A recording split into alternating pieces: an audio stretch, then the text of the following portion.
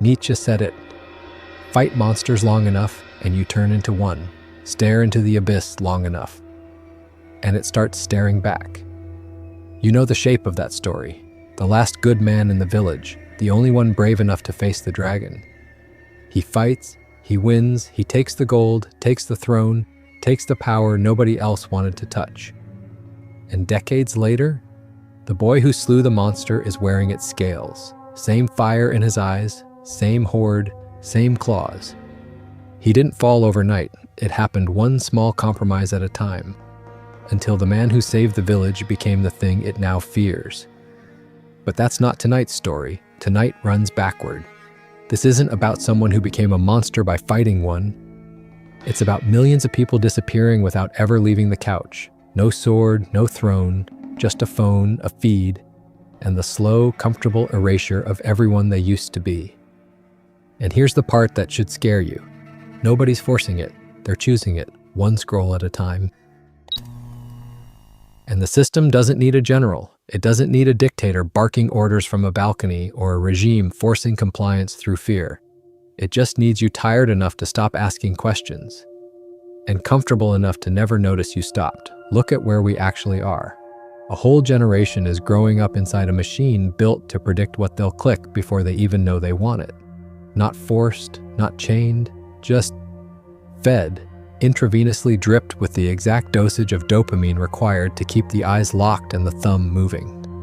Every scroll trains the algorithm a little better, and every algorithm trains the person a little worse. The world isn't crushing individuality with boots and prison bars anymore.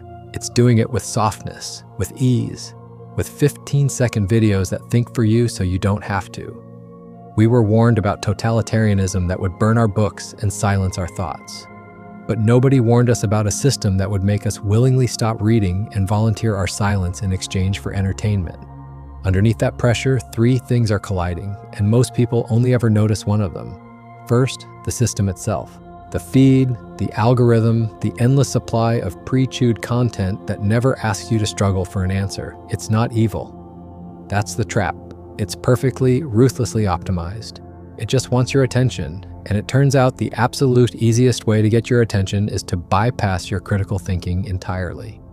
It doesn't announce itself as an enemy. It shows up disguised as help, as convenience, as a shortcut, as one less thing you have to figure out on your own in an already exhausting world. And because it never asks permission to take more, most people never notice how much of their autonomy has already been handed over. You think you are consuming the feed, but the feed is consuming you.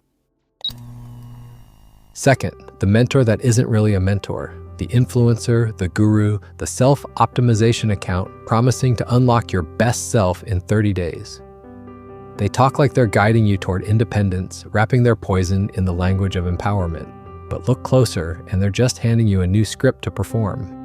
A new set of opinions to borrow, a new aesthetic to copy so you'll feel like you arrived somewhere, when really you just moved from one cage to a nicer-looking one. The Stoics warned us about this thousands of years ago.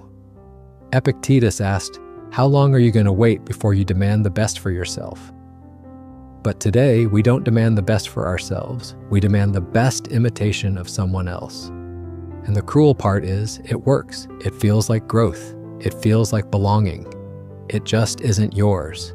You can follow every step of somebody else's system perfectly, buy their courses, adopt their morning routines, parrot their talking points, and still end up further from yourself than when you started.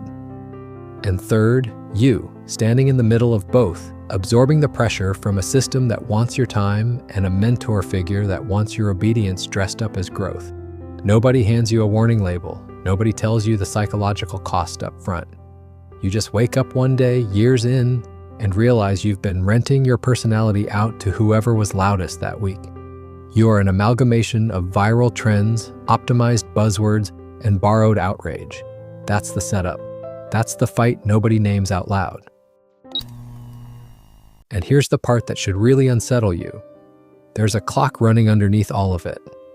Attention spans have been measured shrinking for years now, and researchers studying digital habits keep finding the exact same pattern. The more we outsource small mental tasks, directions, memory, spelling, emotional regulation, decisions, the weaker those muscles get. Not because anyone's forcing atrophy on us, because atrophy is exactly what happens to anything you abandon. Every year of convenience is a year closer to forgetting how to sit with a hard question and actually answer it yourself. When was the last time you sat in a room without background noise? When was the last time you let yourself be bored enough to actually meet your own thoughts? That's the countdown, not death, something slower and in some ways much scarier. The quiet expiration of your own ability to think without a digital crutch. And here's the trap inside the trap. You don't feel the atrophy while it's happening. Nobody wakes up one day and thinks, I've lost the ability to sit in silence with an unanswered question. It happens the way muscle loss happens to someone who stopped walking. Gradually, painlessly, inch by inch, until the day they actually need the strength to stand up, and it just isn't there anymore. The scary part isn't the decline itself. It's how incredibly comfortable the decline feels the whole way down.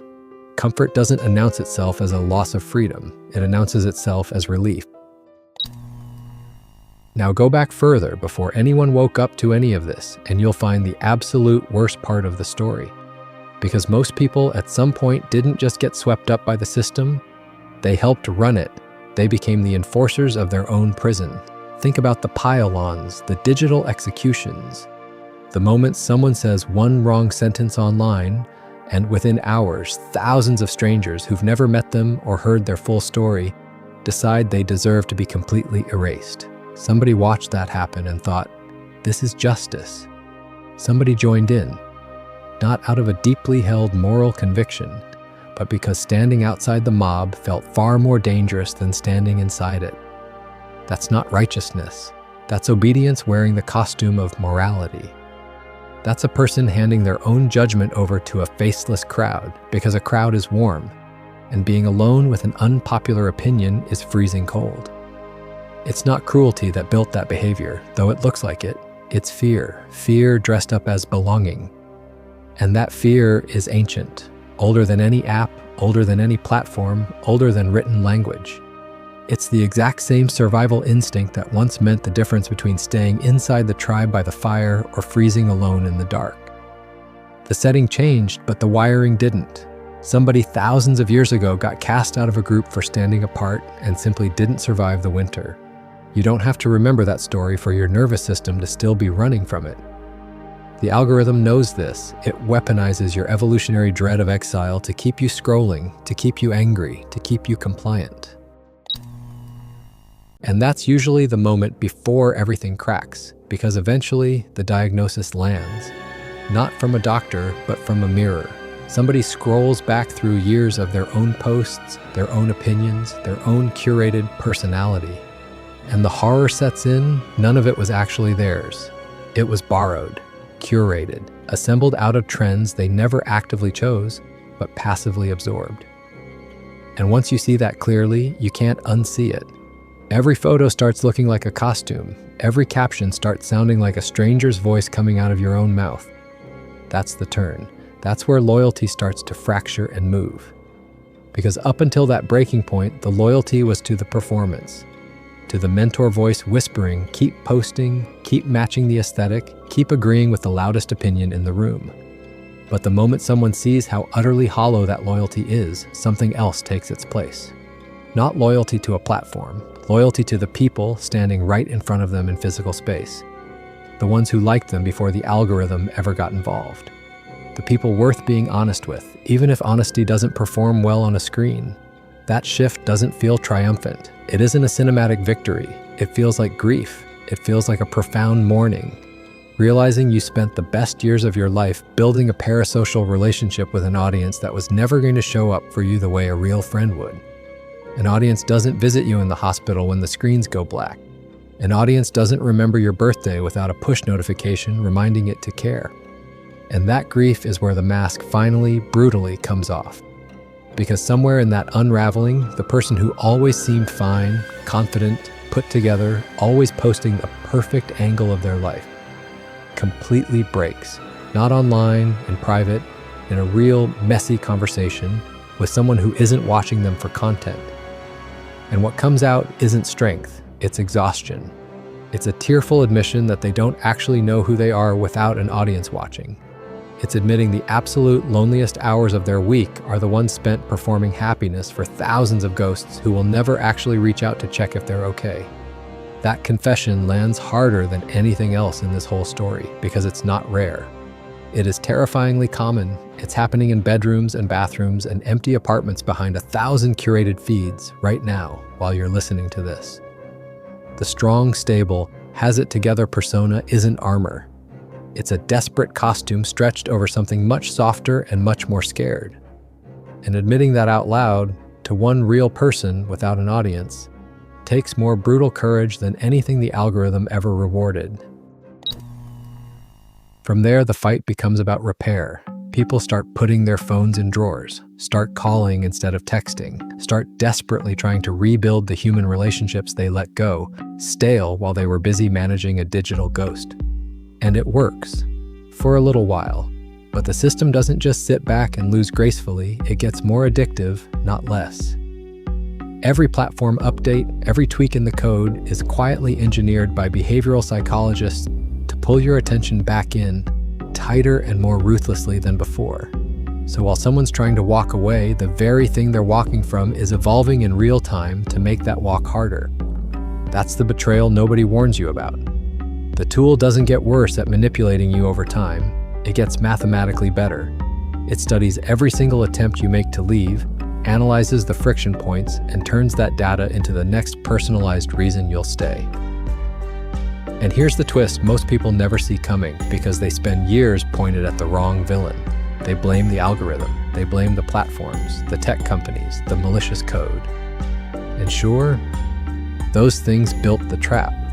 But the trap only works because it's aimed at something already inside us. That ancient survival instinct built for tribes and campfires and real physical exile is now completely, tragically mismatched for a world of infinite, judging strangers online. The algorithm isn't the monster. It's just the first thing in human history smart enough to find that old, ancient instinct and pull it like a lever, over and over, forever. That's the reveal. The enemy was never fully outside you, it just found the exact door inside your psychology that was already unlocked. And that changes everything about how you fight it. Because you can delete an app, but you cannot delete the human instinct underneath it. You have to actually deal with that instinct face to face, without a screen between you and it. You have to learn to tolerate being unliked, to tolerate being forgotten. That's a much harder fight than just uninstalling something. It's the brutal difference between hiding from a bad habit and actually outgrowing it. And once that unlocked door gets found, the real-world losses start piling up fast. Not just time, although the time is staggering when you actually add up the thousands of hours burned into the ether. Real, tangible things get sacrificed. Friendships that quietly dissolve because nobody had the attention span to maintain them anymore. Hobbies abandoned because the slow mastery of a craft couldn't compete with the instant neurochemical hit, engineered by teams of scientists. Even the small physical comforts, a pet curled up next to someone who is scrolling for hours, getting less attention than a glowing rectangle. That image alone somehow says more about where we've drifted than almost anything else in this whole story. And at the very bottom of that pile of wasted time and fractured identity, something finally has to be handed off. Not a title, not a grand inheritance, just permission. Permission to whoever's watching this to stop performing the hollow version of themselves that was built entirely for other people's approval and start building the version that was never asked for a script in the first place. That handoff isn't loud. It doesn't come with a cinematic climax or fireworks. It comes in the stark, heavy quiet after you close the app and nothing greets you. No notification, no little red dot, no artificial dopamine hit waiting to catch you on the way down. Just silence. And in that silence, the platform doesn't apologize for how much of your life it took. It just moves on to the next person still scrolling. It doesn't turn around, it never does. That's the coldest, most brutal truth of this whole thing.